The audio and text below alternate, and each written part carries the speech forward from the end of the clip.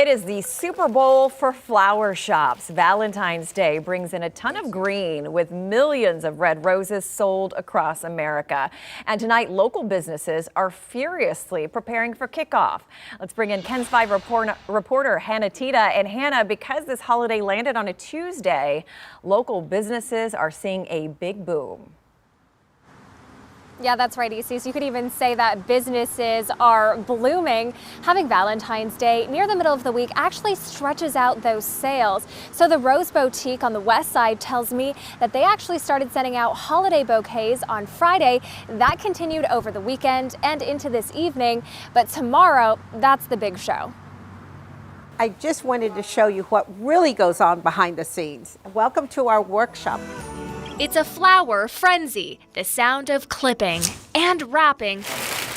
A constant chorus as florists work around the clock to keep up with orders. If heaven had a smell, It smells wonderful. the Rose Boutique on Cincinnati Ave might come close, as the night before Valentine's Day brings an arranged chaos.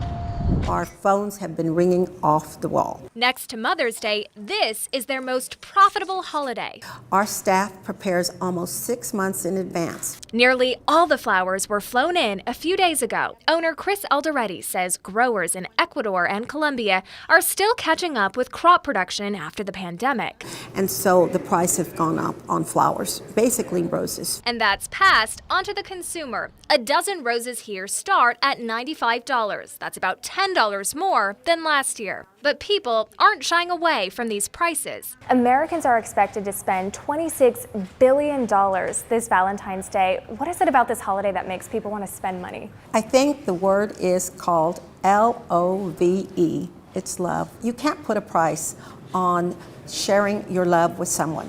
Alderetti says there are no flower shortages this year, but there is one item she's struggling to get her hands on. Teddy bears, for some reason, everybody wants that hug.